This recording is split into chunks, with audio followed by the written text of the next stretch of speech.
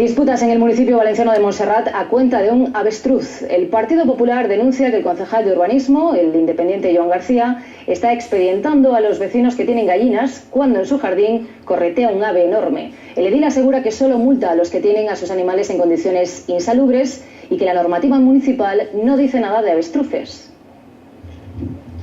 Este avestruz se ha convertido en el centro de un debate político en Montserrat.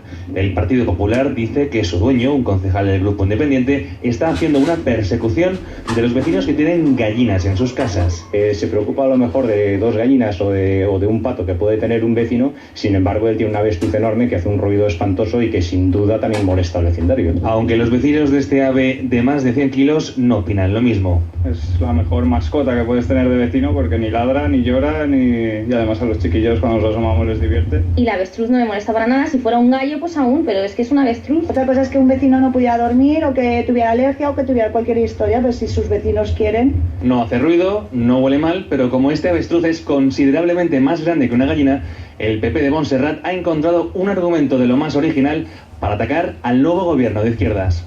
Bueno, todo eso obedece más bien al resentimiento, a la rabia de que no puedan tener la alcaldía. Con la normativa en la mano, el concejal dice que solo expedienta a aquellos animales que hacen mucho ruido o huelen mal. Por tanto, el avestruz cumple la normativa, pero si tienen mucho empeño en que me cargue el avestruz, pues hombre, será cuestión de hablarlo y hacer algún día una cena y invitarles.